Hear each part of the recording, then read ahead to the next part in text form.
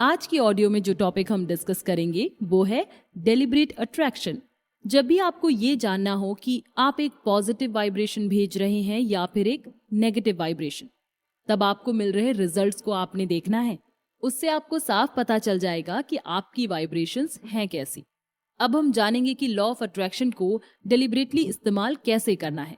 ऐसा करने के लिए इस किताब में ऑथर ने 3 स्टेप्स का एक फॉर्मूला बताया है, जिन्हें हम जल्द ही जानेंगे।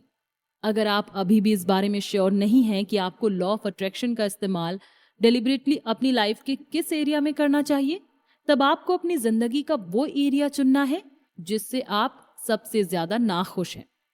हो सकता है वो आपके रिश्ते हो, आपका करियर हो, आपकी सेहत हो, आपका बिजनेस हो या फिर आपकी फाइनेंशियल सिचुएशन हो। अब समझते हैं कि वो 3 स्टेप्स का फॉर्मूला क्या है। इस फॉर्मूला के तीनों स्टेप्स में से जो सबसे पहला स्टेप है वो है आइडेंटिफाई योर डिजायर। सुनने में तो ये बहुत ही आसान लग रहा होगा, है ना? फिर भी बहुत सारे लोग ऐसे हैं जो ये नहीं जानते हैं कि उन्हें क्या चाहिए। वो ये जरूर जानते हैं कि उन्हें क्या नहीं चाहिए। इस स्टेप में हम ये जानेंगे कि आप अगर ये जानते हैं कि आपको क्या नहीं चाहिए, तो ये कैसे आपके लिए फायदेमंद साबित होगा। अब दूसरा स्टेप है give your desire attention. Law of attraction आपको वही चीज और हालात ज्यादा देगा जिसे भी आप अपनी अटेंशन, अपनी एनर्जी और अपना फोकस देंगे। इसमें हम ये जानेंगे कि कैसे सिर्फ वर्ड्स को चूज करके आप ऐसा कर सकते हैं। तीसरा स्टेप है क्या आप ऐसा सोचते हैं कि आप अपने डिजायर्स को क्यों मैनिफेस्ट नहीं कर पा रहे हैं। जिस तेजी से आपकी ख्वाहिश आप तक पहुंचती है वो इस पर डिपेंड करता है कि आप उन्हें कितना अलाउ कर रहे हैं। ये सबसे जरूरी स्टेप है। अब समझते हैं सबसे पहला स्टेप। जब आप ये चाहते हैं कि लॉ ऑफ अट्रैक्शन आपके लिए काम करे, तब सबसे पहले आपको जो चाहिए उसके लिए आपको अपने माइंड में क्लियर होना होगा। यहाँ पर मेन चैलेंज आता है कि बहुत से लोग ये नहीं जानते कि उन्हें क्या चाहिए, लेकिन वो ये बखूबी जानते हैं कि उन्हें क्या नहीं चाहिए। जब आप ये जानते हैं कि आपको क्या नहीं चाहिए, तो ये अच्छी बात है, क्योंकि आगे आप जानेंगे कि आपके लिए ये मददगार साबित हो सकता है। यहाँ बात की गई है कॉन्ट्रास्ट की। लॉ ऑफ अट्रैक्शन में कॉन्ट्रास्ट का मतलब है कि कोई भी ऐसी चीज जिसे आप पसंद नहीं करते, जिसके बारे में आप अच्छा महसूस नहीं करते, या फिर कुछ ऐसा जो आपको नेगेटिव मूड में ले जाए। जिस भी पल आप अपनी जिंदगी में कुछ ऐसा देखते हैं जो कॉन्ट्रास्ट है और आप उसके बारे में शिकायत कर रहे हैं, उसके बारे में बात कर रहे हैं या आप डिक्लेयर कर रहे हैं कि आपको वो नहीं चाहिए, तब आप नेगेटिव वाइब्रेशन भेज रहे होते हैं। लॉ ऑफ अट्रैक्शन आपको रिस्पॉन्ड करके ऐसे और हालात लाकर देगा। तो क्या कॉन्ट्रास्ट मददगार है? इसका सीधा जवाब है हाँ, बिल्कुल। जब आप कॉन्ट्रास्ट को ऑब्जर्व करते हैं और उसे समझते हैं कि आपको वो नहीं चाहिए, तब आप और क्लियर होते चले जाते हैं कि आपको क्या चाहिए। आप खुद से पूछिए कि वो क्या है जो मुझे चाहिए। दूसरे शब्दों में, कॉन्ट्रास्ट का इस्तेमाल करके आपको और क्लैरिटी मिल सकती है। इस सवाल का जवाब देकर एग्जाम्पल के तौर पर आप अपने पहले बॉयफ्रेंड या गर्लफ्रेंड के बारे में सोचिए। इसके चांसेस हैं कि आप शायद उनके साथ अभी नहीं होंगे।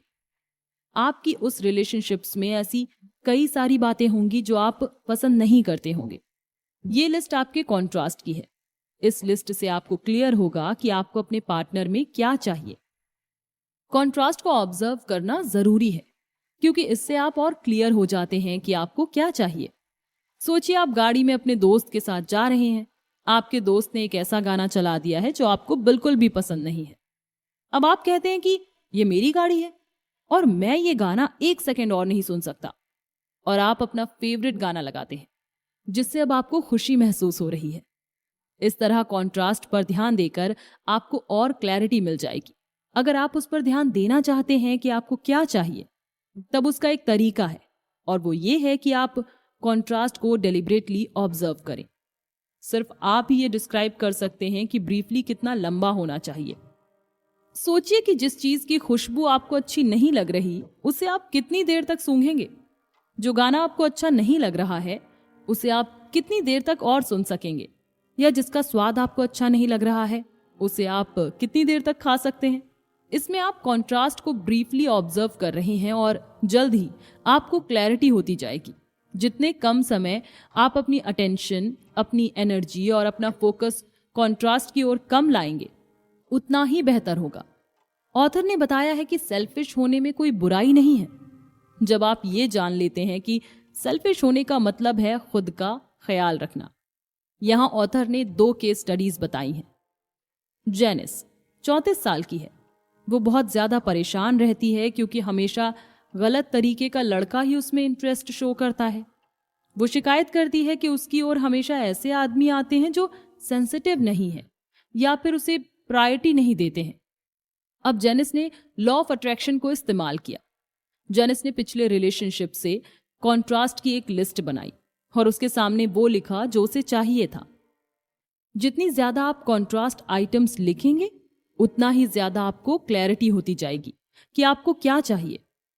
वहीं ऑथर ने ग्रेग के बारे में बताया जो 27 साल का है। उसकी जरूरतें मुश्किल से पूरी हो पाती हैं। वो हमेशा पैसों की कमी की शिकायत करता है।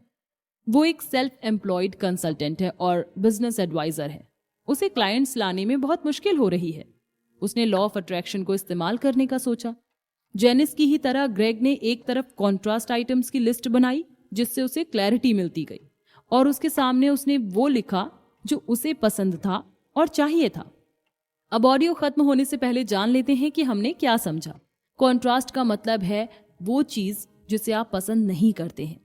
जितनी ज्यादा कॉन्ट्रास्ट आइटम्स को आप पहचानेंगे, उतनी ही ज्यादा आपको क्लैरिटी मिलती जाएगी। अब अगली ऑडियो में हम जानेंगे डेलिब्रेट अट्रैक्शन के अगले स्टेप के बारे में।